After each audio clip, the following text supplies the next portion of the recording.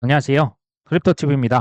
이번 시간에는 이 정도 알려줬으면 눈치를 채셔야 합니다라는 제목으로 말씀을 드려볼까 합니다. 자, 캐나다 중앙은행에서요. 지난 7월 1일 연속 3차례 금리 인하를 실시했습니다. 저는요, 캐나다 중앙은행도 그렇고 유럽 중앙은행도 그렇고요.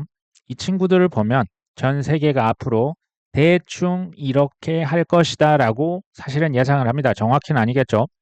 3번 연속 금리를 인하를 했었고요. 근데 금리를 인하한다라고 하는 것은 경제가 좋다는 의미일까요? 경제가 안 좋다라는 의미에 가까울까요?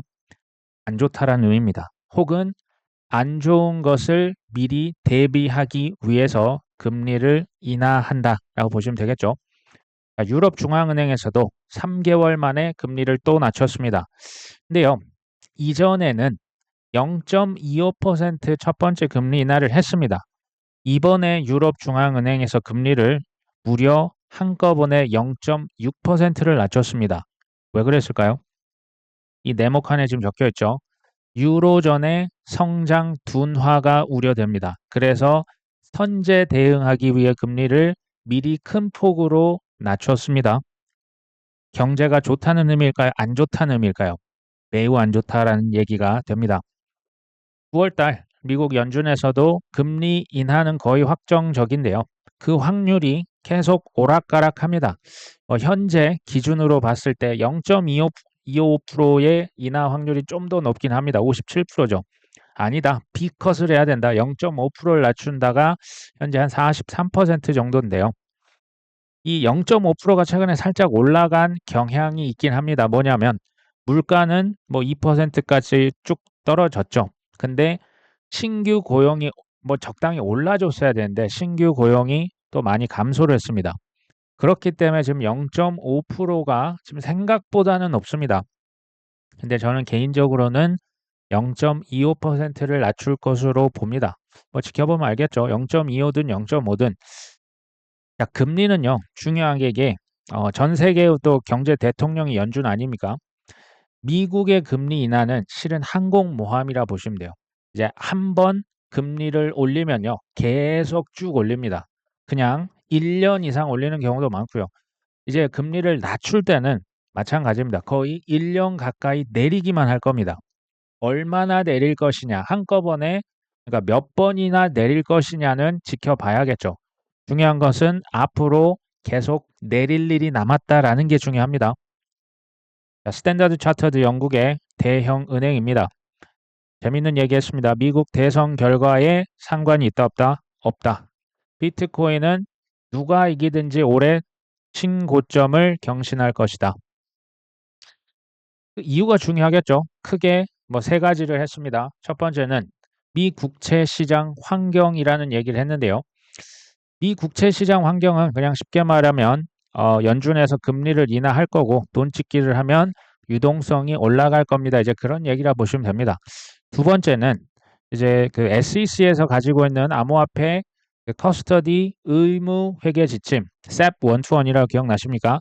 굉장히 코인의 그 안 좋은 그러니까 은행에서 사실상 코인 보유를 금지한 회계 지침인데요. 사실 법이 아닙니다. 지침임에도 불구하고 SEC를 거부할 수 있는 은행이 있겠습니까? 없을 겁니다. 그래서 지금 영향력을 미치고 있는데 이것이 내년에 폐지될 것이라고 예상을 한다라고 했죠. 저도 똑같이 봅니다. 이게 내년일지 올해 말일지 모르지만 스텝 121이라고 하는 게 지금도 효력을 발휘한다는 건 이건 뭐냐면요. 코인베이스와 크라켄 지금 SEC에서 거래소들 계속 기소장 날리고 재판이 계속되고 있지 않습니까? 똑같은 의미입니다. 뭐냐면요. 핵심은 규제 불명확성입니다. 이게 해소가 당연히 되어야 기관들이 정말 뭐 ETF가 이제 승인은 됐습니다. 근데 회계 법으로, 아니 회계 지침으로 아닌 법으로 묶어놓고 지금 풀어놓은 거예요. 그러니까 지금 중국 본토도 지금 못 들어가요. 홍콩에서 ETF 해놓고 중국 본토를 법으로 풀어줘야죠. 이게 하나씩 풀릴 겁니다. 세 번째 이제 뭐 10월부터 비트코인 ETF가 큰 자금이 지금 이 앞에서 유입이 될 것으로 예측을 했는데요. 10월을 왜 콕 집었을까요? 이건 제 생각입니다. 10월을 왜 콕 집었냐? 이제 미국에서 법인세를 납부를 하는데요. 세금을 9월 15일까지 낸다고 합니다. 그러면 당연히 들고 있었던 주식, 자산을 또는 코인 ETF를 팔아서 세금부터 일단 납부를 해야 하지 않겠습니까? 그 이유를 꼽으시는 분들이 꽤 있었던 걸로 봅니다. 두 번째는 금리 인하를 9월 18일에 하고요. 이제 뭐 11월, 12월에 또 하겠죠. 그리고 돈을 더 많이 풀 겁니다. 근데 이게 돈을 찍고 금리를 인하하고 하는 게요. 소위 이제 자금이 실제로 유입이 되려면 뭐 9월에 했다고 바로 뭐 일주일 만에, 2주일 만에가 아니지 않습니까? 최소 한 분기 아니면 두 분기가 지나서 돈이 흘러 들어올 확률이 당연히 높겠죠. 그다음에 이제 미국의 대선이 11월 5일인데요. 이제 뭐 진짜 얼마 안 남았거든요. 이거 이후에 그러니까 미 대선이라는 건 지금 박빙이지 않습니까? 지금 트럼프 49%, 저기 해리스 49%, 누가 이길지 지금 누가 감히 이거 맞출 수 있습니까? 이게 불확실한 겁니다. 이게 너무나 극단적인 정책의 차이는 불확실성을 투자자는 가장 싫어합니다. 특히 부자들은 훨씬 극혐합니다. 이 불확실성이 제거 안 되면 투자 안 합니다. 이게 제거되려면 최소 10월은 모르겠습니다. 11월 혹은 12월에 이때 이미 결정이 되겠죠. 그때면 크립토 당연히 윤곽이 저는 서서히 몸을 윤곽을 드러낼 거라고 봅니다. 강세 근거가 될 수 있겠다. 이건 이제 저만의 어떤 생각인데요. 네 번째는 최근에 3개월 이상 조정과 횡보를 계속했습니다. 앞으로 3개월간도 또 조정 횡보를 물론 할 수 있습니다. 근데 확률적으로 장기로 보면 저는 의심은 없지만 단기적으로 봐도요. 3개월 이상 지지부진하면요. 그 다음에 한 번 정도 터질 때도 됐습니다. 그래서 저는 뭐 10월이 될지 11월, 12월이 될지 모르지만 4분기가 나쁘진 않아 보입니다. 뭐 하지만 제가 모르죠. 이럴 때 사실 현금이 있으면요. 땡큐죠. 땡큐 하면서 그냥 주우시면 되고 현금 없으면 할 수 없습니다. 뭐 이제 너무 이제 무리하셔서 생활에 불편함이 있는 정도까지 투자하시는 건 전 별로라고 보고요. 만약에 이제 올랐다? 오르면은 뭐 오르니까 땡큐죠. 이런 마인드로 투자를 하시면 좀 더 편하실 겁니다. 저 같은 경우 이제 뭐 단타를 뭐 이렇게 하질 않기 때문에 그냥 넉넉하게 뭐 내년 하반기까지 보고 있다는 말씀을 드리고요. 뭐 여러 가지 뭐 이제 과열 지표 그건 제가 나중에 또 말씀을 드리겠습니다. 자, 그레이스케일 XRP 신탁 상품이 출시됐다. 이 뉴스 아마 들어보셨을 겁니다. 가격이 왜 올랐나 봤더니 뭐 이제 그레이스케일에서 옛날 비트코인 신탁, 뭐 이더리움 신탁이 있었는데 XRP 신탁을 출시했다. 이게 호재가 맞을까요? 신탁 상품의 출시가 XRP ETF 출시로 이어질 것이라고 보는 예측들이 나옵니다.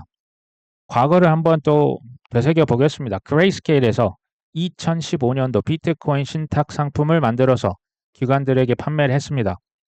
근데 이게 폐쇄형 펀드입니다. 뭐냐면 이제 달러로 빨리 이제 우리로 치면 원화로 이거 그냥 팔고 현금화 시키려고 하는데 현금화를 자기 맘대로 못했습니다. 과거에 그랬습니다. GBTC일 때 그랬는데 그래서 이거 ETF로 전환해 주세요. 그러면 마음대로 주식처럼 샀다 팔았다 할 수가 있거든요. SEC에서 이걸 거절한 거죠. 그래서 그 법정 소송을 건 겁니다. 근데 놀랍게도 누가 이겼습니까? SEC 너희들 권한 남용이야. 그레이스케일 이거 좋은 말로 할 때 이제 GBTC를 ETF로 비트코인 전환해줘. 그레이스케일이 이겨버렸습니다. 그래서 비트 현물 ETF가 된 거 기억나시죠? 비트코인만 전환이 됐냐? 아니죠. 이더리움 현물 ETF 신탁도 비트에 묻어서 지금 다 어떻게 됐습니까? 현물 ETF 전환에 성공을 했습니다. 그 퍼드를 하고 결국 이렇게 했던 게 저는 뭐 전혀 놀랍지는 않지만요. 잘 보십시오. XRP 신탁 상품 출시는요. 그 자체, 상품을 출시하는 자체는 SEC의 허가가 필요 없습니다. 무슨 얘기인지 아십니까? XRP 신탁 상품 이거 그냥 내가 만들어서 시장에 파는 거는 이건 폐쇄형 상품이에요. ETF가 아니기 때문에 SEC랑 관계가 없습니다. 근데 아까 보셨죠? 이전에 법정에서 패소했지 않습니까? 이게 판례가 남아있지 않습니까? 이트가 그래서 ETF로 전환이 됐고 이더리움 신탁 상품이 ETF로 전환이 됐다면 XRP 신탁 상품이 ETF로 전환이 되는 것을 막을 근거가 있다 없다? 전혀 없다. 그래서 살짝 올랐었고 이게 호재입니다.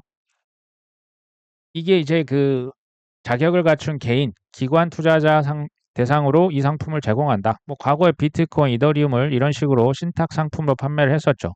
자, 폭스 비즈니스에서는 이거는 그레이스케일이 XRP ETF 출시를 위한 첫 발을 내딛는다는 걸 뜻한다. 이게 맞는 소리거든요. 그러면 이제 또 약간 좀 그 항상 좀 부정적으로 보시는 분들 있잖아요. 왜 XRP 가격은 반짝 반등하고 말았냐? 그게 뭐냐? 이거에 대해서도 제가 좀 말씀을 드려보면요. 사실 엄청 큰 호재입니다. 이 다음은 이제 ETF 전환, 이 타이밍의 문제인데 한 스텝 더 밟았다 보시면 됩니다. 지금 소송 끝났습니다. 제가 볼 때 문제가 없어요. 근데 왜 오르다 말았냐? 제가 이제 부동산에도 좀 관심이 있다 보니 부동산으로 해서 말씀드려 볼게요. 자, 일기 신도시 특별법이 이미 지금 추진 중에 있죠. 근데 뭐 일기 신도시가 뭐 분당만 있는 건 아니잖아요. 뭐 일산도 있고 뭐 산촌입니까? 삼본입니까? 또 다른 어떤 그 뭐 다른 지역도 있는데 왜 분당만 빼고 나머지는 다 가격이 재미가 없을까요? 하락이나 조정기에는요, 원래 호재가 나와도 반응이 없습니다. 하락 조정기라는 얘기는 가격이 워낙 떨어져 있어서 사람들의 관심에서 보통은 그냥 멀어집니다. 분당만 올랐던 이유에 대해서 말씀 한번 드려볼게요. 극심한 양극화입니다. 지금은요, 아시다시피 부동산은 소위 말한 투기 수요가 있을 수가 없는 구조입니다. 취등록세 여전히 중과하고 있죠. 이 살 수가 없어요. 실수요입니다. 오직 거의 뭐 90% 이상은 다 실수요고요. 갈아타기고요. 신축을 선호하고요. 1급지만 선호합니다. 그러니까 능력이 안 돼서 1급지를 못하지 아니면 2급지로 가려고 합니다. 재건축에서도요. 지금 그런 현상이 똑같이 벌어지는 거예요. 재건축에서도 제일 좋은 데 어디입니까? 분당이잖아요. 분당 거기도 뭐 시범 어떤 아파트 있지 않습니까? 그 아파트로만 지금 다 몰리고 있는 거예요. 극심한 양극화. 재건축도 1등만, 강남만 이런 식입니다. 근데 여기서 제가 질문을 합니다. 아직은 뭐 하락이고 조정이고 재미없는데 금리가 인하되고 유동성이 계속적으로 공급이 된다면 어떤 일이 벌어지겠습니까? 지금 실수요 시장이라고 해도요. 생각보다 저기 뭐 그 디딤돌 대출도 있었고 뭐 신혼부부도 있었고 물론 강남이랑 상관없는 겁니다. 어찌 됐건 돈이 시장으로 들어올 수 있었는데 강남 3구 먼저 올랐죠. 그다음 마용성 올랐죠. 그다음 강동구 동작구였죠. 그다음 은평구 동대문구. 지금 서울에서 좀 이렇게 좀 퍼졌죠. 이게 계속 될지 어쩔지는 저도 사실 모릅니다. 중요한 것은 서울에 상급지가 오르면 그다음 중급지가 오르겠죠. 그러면 경기도나 인천에 있는 상급지 아파트 신축도 그 다음에 올라갑니다. 이쪽에서 이제 수도권이 올라가면 결국에 유동성이 계속 된다면요. 광역시, 지방 쪽에서 좋은 아파트 위주로 올라가죠. 이게 순서입니다. 코인도 이런 순서로 넘어가죠. 유동성이 풍부해지면 스쳐도 올라갑니다. 근데 이게 시간이 오래 걸려요. 아직은 아니다. XRP 좀 말씀드리는 거죠. 글로벌 세력은요, 그들만의 타이밍이 저는 있다라고 봅니다. 예를 들면요, 소위 말하는 그 단계라는 게 있어요. 그러니까 솔라나 같은 경우 사람들이 이런 얘기를 합니다. 애널리스트들이 현물 ETF 승인을 하기 전에 CME 쪽에 이미 선물 상품이 있어야 된다. 비트코인도 있었고 이더리움도 있었거든요. 솔라나도 CME의 선물 상품부터 이게 상장이 되어야 된다. 뭐 일리가 있다고 봅니다. 두 번째, 지금 XRP 말씀드렸죠. 현물 ETF 전에 그레이스케일 신탁 상품부터 하는 게 이게 뭐랄까요? 좀 대중들 뭐 지금 이것 가지고 뭐 엄청 흥분 안 하잖아요. 단계를 이 하락장에 그냥 빌드업 하는 거예요. 세 번째, 상승장 이전에 FTX 말씀드렸잖아요. 이거 아직 채권자 문제 해소가 안 됐다니까요. 그러니까 아직 뭐 법정 선고도 안 내려진 상황입니다. SEC 소송이요. 지금도 한창 계속되고 있습니다. 크라켄, 코인베이스 아직 안 끝났어요. 규제 명확성이요. 아직도 이게 뭐 증권이냐 아니냐. 좀 더 이제 시간이 남고 이게 끝나야 상승장 온다 이런 말씀이죠.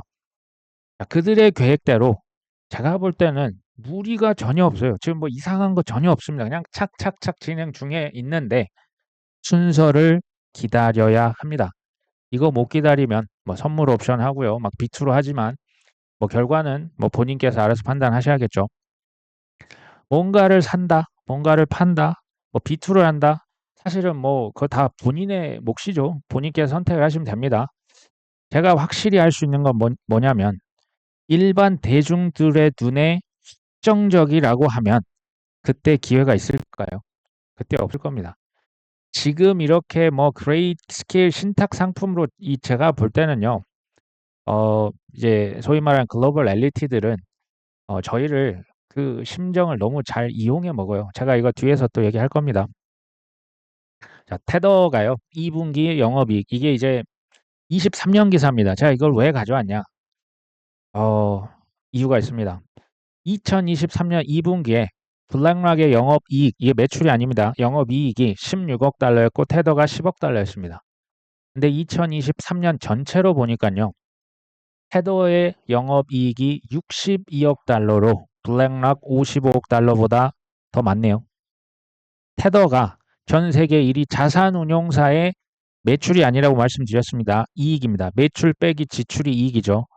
이겼습니다. 테더 직원 몇 명인지 아십니까? 123명입니다. 블랙록은 2만 명을 훌쩍 넘어갑니다. 이게 믿어지십니까? 블랙록이 지금 이렇게 노다지 사업이 뭐다? 코인이라니까요.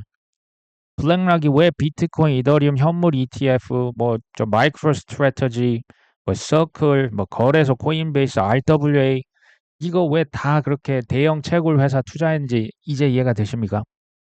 우량 코인은 이들 입장에서는 싸게 사면 안 돼요.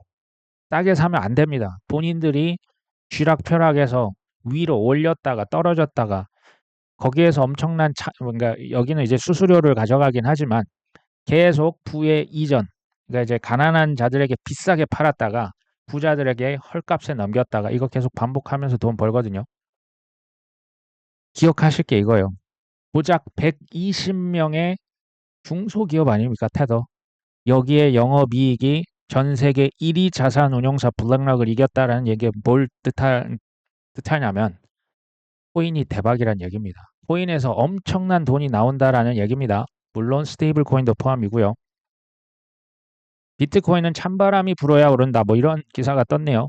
10월 급등을 예상하는 사람들이 제가 보니까 생각보다 많이 있습니다. 그런 희망사항일지도 모르지만 뭐 한번 기대감을 여러모로 가져보게 하는 거죠. 10월 달이 원래 통계적으로도 좀 많이 올랐던 경험이 있잖아요. 10월이냐 11월, 12월 혹은 뭐 내년이냐 죄송하지만 제가 전혀 이건 모르겠습니다. 근데 이 기사를 한번 보십시오. 인도에서 2년 연속 글로벌 암호화폐 채택 순위 1위를 기록했습니다. 인도입니다. 해외 거래소, 바이낸스부터 해가지고 과징금 내고 이거 정말 갑질을 엄청 했었거든요. 해외 거래소 금지를 했음에도 불구하고 뭐다? 세계 최대 암호화폐 사용국 어디가요? 인도가. 해외 거래소 금지에도 불구하고 2024년 체인얼리시스는 그 이상한 무슨 중소기업이 아닙니다. 여기 데이터 업체인데요. 글로벌 암호화폐 채택 지수에서 세계 1위가 어디다? 인도입니다. 여기가 가장 높은 암호화폐 채택률, 그러니까 거래를 제일 많이 하고, 그러니까 이제 중앙화 거래소도 그렇고요. 탈중앙화 금융, 디파이 둘 다 높은 사용량을 보이며 나이지리아, 인도네시아, 미국, 베트남 다 제치고 1위입니다. 인도가 사실 바이낸스 같은데 이제 사실 사용을 금지했거든요. 근데 뒤가 재밌습니다. 인도 사용자들은 여전히 바이낸스 앱을 통해서 이러한 거래소, 그러니까 해외 거래소 바이낸스뿐만 아니고 다 접근하고 있답니다. 실제로 올해 4월달 기준 차단된 9개 해외 거래소가 인도 전체 그 이제 중앙화 거래소 사용량의 40%를 차지했답니다. 아니 해외 거래소 금지했다면서 전체 거래량 10개 중 4개는 해외 거래소를 쓰고 있답니다. 믿어지십니까? 이걸 보면요. 사실 하나의 나라가 또 생각이 납니다. 지난 8년 동안 비트코인, 코인 채굴, 매매, 소유 모든 것을 다 금지했던 국가가 어디입니까? 중국이잖아요. 중국에서 뭐 했습니까? 홍콩을 통해서 문호를 활짝 열었습니다. 비트코인은 물론 이더리움 현물 ETF 사실 미국보다 더 빨리 승인을 했었거든요. 본토 개방이 남아 있는 겁니다. 중국 본토 아직 열지 않았죠. 순서가 있다고 말씀드립니다. 이 정도 얘기를 했으면요. 이제는 실은 눈치를 채셔야죠. 세계에서 인구 강국 어딥니까? 인도와 중국 아닙니까? 근데 금지했다가 지금 1위랍니다. 인도가 1위입니다. 이게 언제 이제 소위 말하는 공식적으로 이제 중국처럼 말 바꾸기 할지 그것까지는 잘 모르죠. 근데 내년 어느 시점이 되지 않을까? 저는 이건 역시도 뭐 솔라나 ETF 혹은 뭐 FTX 2.0 뭐 여러 가지 있잖아요. 뭐 FIT 21 법안 미국에서 통과되겠죠. 미국 대선 여러 가지 뭐 금리 인하 그런 것들과 맞물려서 인도에서 이거 분호 개방하는 것도 또 하나의 큰 트리거가 될 수 있다라고 생각을 합니다. NIDIG 여기 제가 예전에 한번 말씀을 드렸던 회사가 있죠. 무려 1.8조 원 이상을 23개 기관으로부터 투자를 받았던 여기 이제 비트코인 전문 회사입니다. 비트코인 투자하고 비트코인 판매하는 그런 곳이거든요. 그러니까 비트코인만 합니다. 매매, 보관, 채굴 이렇게 해주는 회사인데요. 여기 투자사가 누군지 아십니까? JP 모건, 모건 스탠리, 매스뮤추얼 여기 지금 NA 뉴욕 라이프거든요. 엄청나게 큰 보험사와 JP 모건 여기 들어가 있네요. 뭐 웨스트캡, 뭐 베스메르 벤처 여기 이제 뭐 그 투자하는 기관들 쟁쟁한 기관들 23개 기관이 1.8조 원입니다. 투자를 여기에 비트코인만 취급하는 회사에 투자를 했었죠. 여기만 했습니까? 블랙락은요. 피델리티, 뱅가드, 뭐 채굴 회사에 제일 많이 투자했던 세계 회사입니다. JP 모건, 모건 스탠리, 찰스 슈왑 많아요. 지금 미국 회사만 제가 가져온 겁니다. 이제는 눈을요 좀 번쩍 뜨시고 눈치를 채셔야 하지 않을까요? NYDIG에서 이런 차트를 하나 이렇게 발표를 했는데요. 비트코인 가격 차트입니다. 첫 번째 2013년 비트코인 사이클 정말 화끈하게 올라갔었죠. 2017년 노란색이죠. 이때도 기억나시죠? 2021년 반면 조금 그 높낮이가 좀 많이 낮아져서 아쉬웠던 11월에 그 최고점을 기록했었죠. 그리고 지금 우리가 여기 있습니다. 그럼 요 이렇게 청록색을 보시면 되거든요. 지금 우리 여기 있어요. 그러니까 지금 뭐 하락장이 이제 초입이다라고 혹시 하시는 분들이 계시면 여기서 그냥 이제 흐물흐물하다 밑으로 떨어진다는 얘기겠죠. 그런 분들은 굳이 뭐 여기 투자를 하실 이유가 저는 없겠죠. 뭐 그렇게 봅니다. 의견을 존중하고요. 제가 볼 때는 21년 넘을 수도 있겠지만 최소 지금 제가 지금 그려놓은 저 정도까지는 가지 않을까요? 중요한 게 큰 보상을 얻기 위해서 우리가 투자를 가져갑니다. 그러려면 당연히 큰 믿음이 필요합니다. 믿음은요, 그냥 자고 일어나면 뭐 수십 프로, 수백 프로 올랐을 땐 믿음이 필요가 없어요. 지금 필요한 게 믿음입니다. 그리고 믿음이 있다고 하셔도요, 증명을 하셔야 돼요. 증명을 하셔야 되는데 반드시 시간으로 증명을 하셔야 됩니다. 금액으로 증명을 하실 수도 있겠지만 아무리 많이 갖고 있어도 시간이 필요합니다. 지금이 그때가 아닐까 하는 생각이 듭니다. 자, 오늘 방송은 여기까지 합니다. 끝까지 시청해 주셔서 감사합니다.